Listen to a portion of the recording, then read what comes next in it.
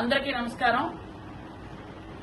మన పార్వతీపురం మన్యం జిల్లాలో సాలూరు నియోజకవర్గంలో సాలూరు మండలంలో ఒరిస్సాకి మన ఆంధ్రప్రదేశ్కి సరిహద్దు కొన్ని గ్రామాలు ఉన్నాయి। అవి కొటియా గ్రామాలు మీ అందరికి కూడా తెలుసు।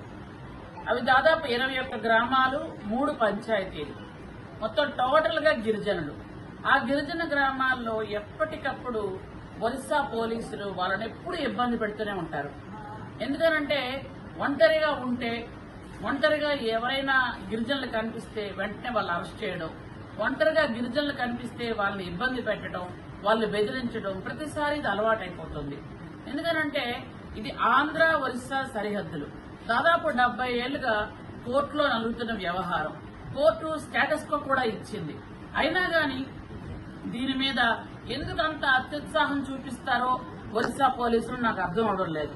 ప్రతిసారి మా గిరిజన సోదరుల్ని ఆంధ్రప్రదేశ్ లో ఉన్న వాళ్ళని ఎప్పుడు ఇబ్బంది పెడుతూనే ఉంటారు। ఎందుకంటే వాళ్ళకి ఇష్టమైతే అటువైపు వెళ్తారు, వాళ్ళకి ఇష్టం లేకపోతే లేదు। ఒక మనిషికి, ఒక వ్యక్తికి ఎక్కడ ఉండాలో వాళ్ళ స్వతంత్రం ఉండదా? మీరెందుకు వాళ్ళని ఇబ్బంది పెడుతున్నారు? వాళ్ళకున్న స్వతంత్రాన్ని హరించడానికి, వాళ్ళకున్నటువంటి మన ఒక వ్యక్తికి ఉన్నటువంటి రాజ్యాంగంలో ఇచ్చిన హక్కుల్ని కూడా మీరెందుకు కాలరాయాలని చూస్తున్నారు? ప్రతిసారి చూస్తున్నాను నేను।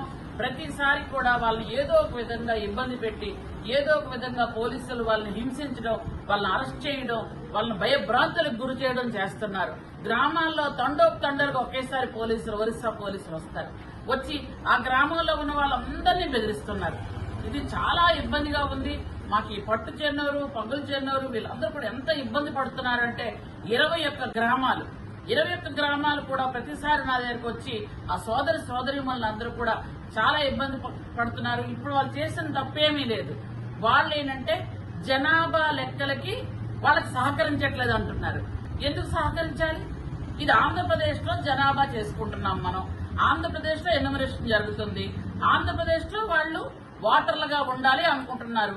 ఆంధ్రప్రదేశ్ జనాభాలో ఒక మనిషిగా ఉండాలనుకుంటున్నారు। మీకెందుకు వాళ్ళు సహకరించాలి? ఒరిస్సాకు వాళ్ళు రామంటున్నారు। రాము అన్నప్పుడు మీరు ఎందుకు ఇబ్బంది పెడుతున్నారు? అది ఒరిజినల్ గా 21 గ్రామాలు ఆంధ్రప్రదేశ్ లో ఉన్న గ్రామాలు। అవి సాలూరు నియోజకవర్గంలో సాలూరు మండలంలో ఉన్న గ్రామాలని, ఆ గ్రామాల ప్రజల్ని మీరు కావాలని గిరిజనులు అమాయకులు అని వాళ్ళని భయభ్రాంతులు చేయడానికి ప్రయత్నం చేస్తున్నారు। ఇది ఎంత మాత్రం సహించాల్సిన విషయం కాదు। ఈ విషయం మొత్తం ముఖ్యమంత్రి గారి దృష్టికి తీసుకెళ్తున్నాం। ఖచ్చితంగా దీని మీద కఠినంగా ఉండాల్సిన అవసరం కూడా ఉంది। ఎందుకంటే వాళ్ళని అరెస్ట్ చేస్తున్నారు, ఫోన్ చేస్తే వాళ్ళు విడిచిపెట్టరు। ఎందుకు అనంటే ఏవేవో సాకులు చెప్తున్నారు। వాళ్ళ ఎన్యూమరేషన్ కి మీకు ఎందుకు సహకరించాలి? వాళ్ళకి సహకరించాల్సిన అవసరం ఏమిటి? ఎందుకు మీరు వాళ్ళంత ఇబ్బంది పెడుతున్నారు? ఇది మానవత్వం కాదు। పైగా ఇది రాజ్యాంగంలో వాళ్ళ హక్కుల్ని మీరు హరిస్తే ఊరుకునే ప్రసక్తి కూడా లేదు। లాస్ట్ టైం కూడా అలాగే చేశారు మీరు। లాస్ట్ టైం జగన్మోహన్ రెడ్డి ముఖ్యమంత్రిగా ఉన్నప్పుడు ఈ తలనొప్పంతా ఎక్కువైంది మాకు। ఆయన వెళ్లి ఆ ఒరిస్సా ముఖ్యమంత్రితో మాట్లాడి ఏం మాట్లాడాడో తెలియదు గాని అక్కడ విపరీతమైనటువంటి మైనింగ్స్ ఉన్నాయని, తర్వాత అన్ని ఉన్నాయని చెప్పేసి ఆ గ్రామాలకు వచ్చేసి అక్కడ ఉన్న గిరిజనులందరినీ ఖాళీ చేయాలని ఒక ఆలోచన ఆ మొత్తం ఒరిస్సా వాళ్ళకి చుట్టుపక్కల వాళ్ళందరికీ ఉంది। ఒరిస్సా పోలీసులు కూడా అలాగే బిహేవ్ చేస్తున్నారు। కాబట్టి ఈ ఎట్టి పరిస్థితుల్లో మేము ఊరుకోం। మొత్తం అక్కడ ఉన్నటువంటి గిరిజనులందరికీ కూడా పోలీస్ సెక్యూరిటీ కూడా ఏర్పాటు చేస్తున్నాం। మేము కూడా కఠినంగా ఉండాల్సిన పరిస్థితి మేము కూడా మీరు తెస్తున్నారు।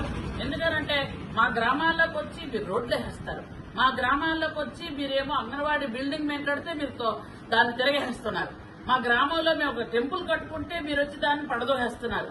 ఏమి దౌర్జన్యం ఇది? ఈ దౌర్జన్యాలు సాగడానికి కరెక్ట్ కాదు। మీ రాష్ట్రంలో ఉన్న మీ గ్రామాల్లో మీ తాలూకా ఇబ్బందులు, బాధలు, ఇష్టాలు తీర్చుకోండి, అంతేగాని ఆంధ్రప్రదేశ్ లో ఉన్నటువంటి గ్రామాల మీద ఒరిస్సా వాళ్ళ పెత్తనం ఏంటి? ఒరిస్సా అధికారుల తాలూకా దౌర్జన్యం ఏంటి?